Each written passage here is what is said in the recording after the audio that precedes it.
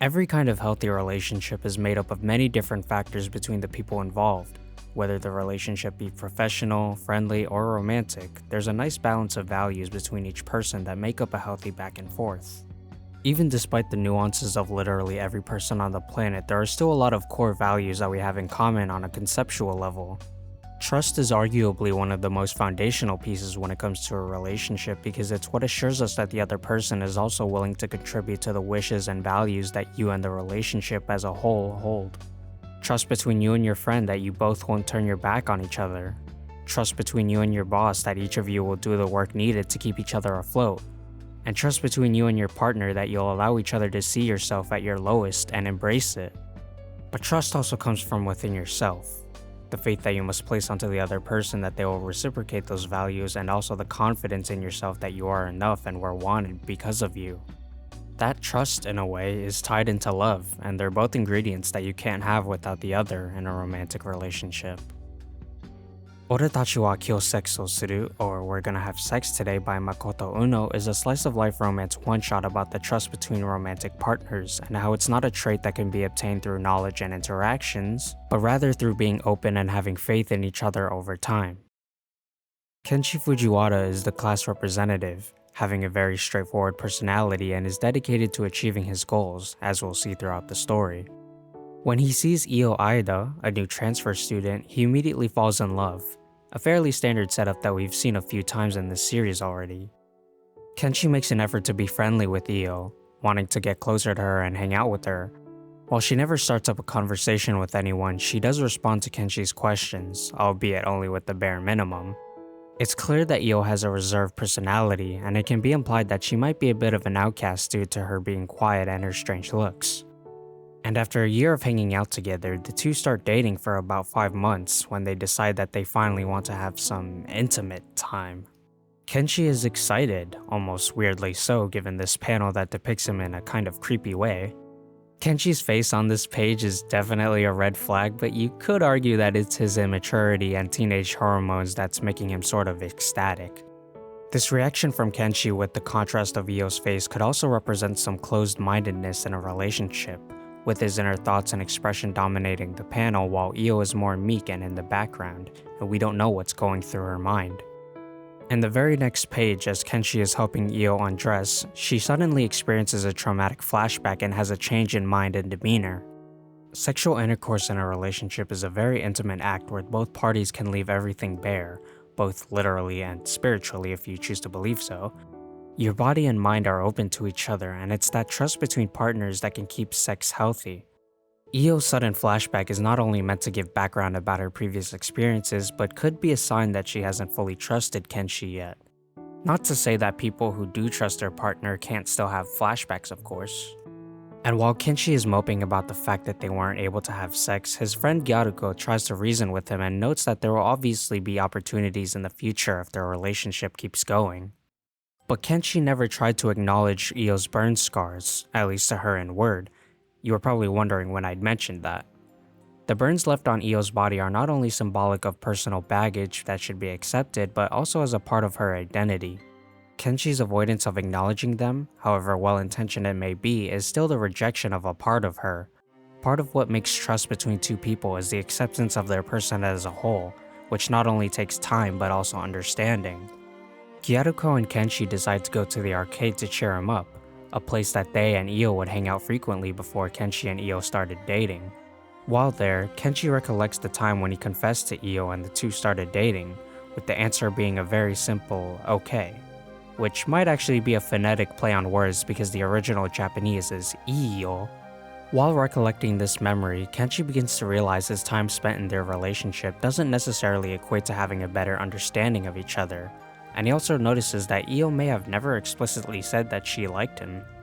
Pairing this realization with some of Kenshi's actions earlier, such as not confronting Io about her burn scars, exposes Kenshi's tendency to overthink in situations, and evidently his relationship. It can be normal to overthink sometimes in a relationship when there's uncertainty, but when it gets to an unhealthy amount, there's a sense of distrust. The feeling that the other person may leave if they're not with them 24/7, or in this case, the feeling that Kenshi and Io may not be all that close because he doesn't know that much about her. As Gyaruko leaves the arcade, Io has been watching her and Kenshi. While this can be interpreted in many different ways, I like to think that it was simply to observe how Kenshi felt about her. Io decides to leave, but not before Kenshi ends up catching her on the way out and offering to walk home together. It's here where Kenshi apologizes for his actions and not taking the time to understand her boundaries and gain her trust. He doesn't want to make that same mistake again and hurt Io, so he offers to take her on a date in order to make things up with her. Over the next couple of months, Kenshi takes the effort to learn about Io, always asking her questions and taking note of her answers, all in the pursuit of getting to know her and how to act with her. We start to see Kenshi's overthinking and obsession take over again, but now with an intention of learning as much as possible about her more than before. This isn't how a lot of people typically act in a relationship, and some boys even make a comment on how this is strange behavior. We're not meant to think that this way of approaching a relationship is normal or healthy. While there are a lot of people that do the interview style kind of dates, many of those are mainly for icebreakers, not a partner that you've already been dating for over a year. While Kenshi does get to learn a lot about Io, that in of itself does not teach you how to act with someone, and that obsessive behavior leads to Kenshi being unable to act normally with Io, and he can't even recall how they used to be before the inciting incident. With Kenshi down in his feelings again, Gyaruko acknowledges his attempt to be closer with Io, but notes that knowledge probably isn't the most important thing in a relationship. Anyone with abnormal physical qualities might feel insecure or hesitant to have them be seen.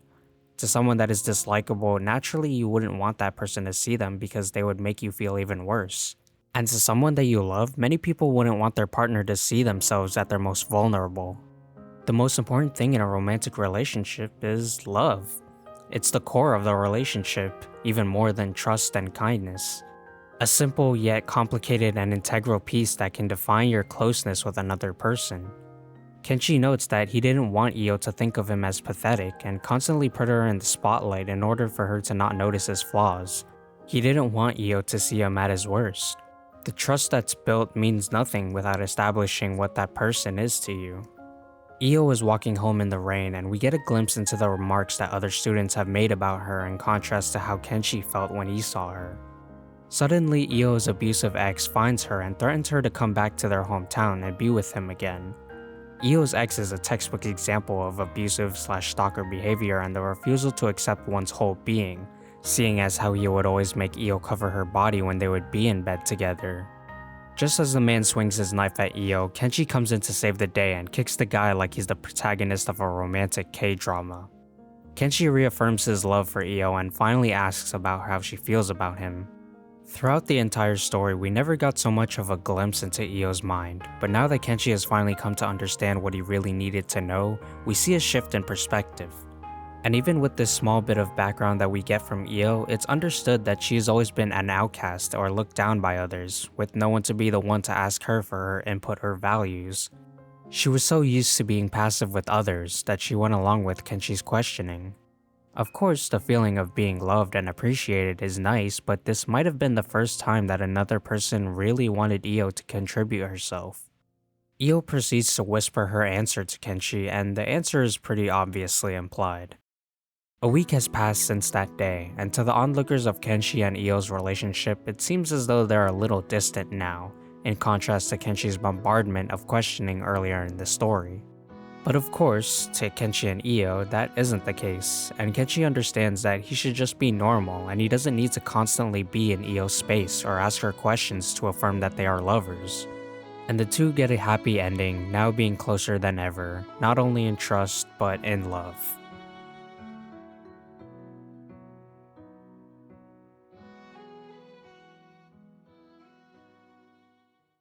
There's a lot to like about this one shot, even past the whole literary analysis that I just did. I think Kenshi is a decent flawed character, and his journey throughout the one shot does have a satisfying ending. I think there are times where he can seem a bit icky to some people, especially on that one page, but other than that, it's fiction, it's a character. We need to have the idiot, flawed love protagonist for this story to tell its lesson. Suspension of disbelief, that sort of thing. Io doesn't get much of a spotlight in this one shot, but I do like her design and she has some really cute panels. Coincidentally, this is not the first time a female partner with burn scars has been featured in this series.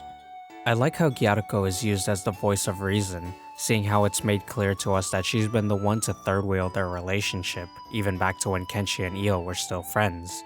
Not only is she used to straighten up Kenshi, but she also inadvertently talks to us, the reader, that, yeah, you probably shouldn't be doing things in a relationship like this.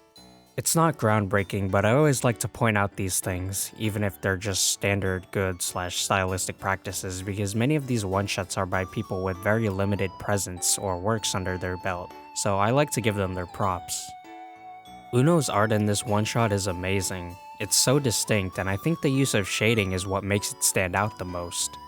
Even to my untrained eye, there are a lot of great panels throughout this one-shot, and it really speaks volumes of how good an artist Uno is. Something that I also noticed is that his drawings will often go outside the borders, where you typically see something like hair being cut off from the frame. But it's as if Uno is letting us see the full item or person, and it's never used obtrusively. Speaking of Uno-sensei, what's his background? Makoto Uno is an artist that's been active online since at least August 2020.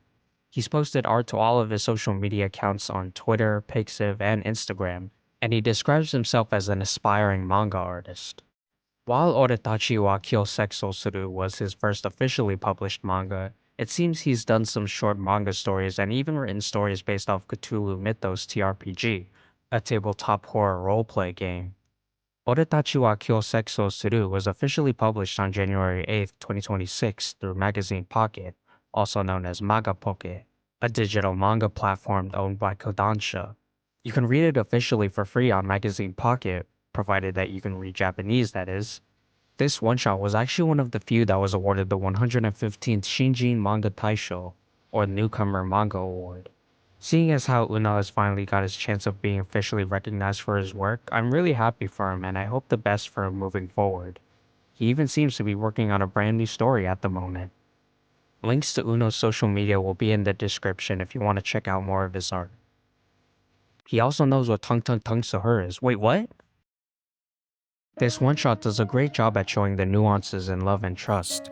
Even if you trust someone, there are still things that people may want to hide about themselves from that person because it's someone that they care about.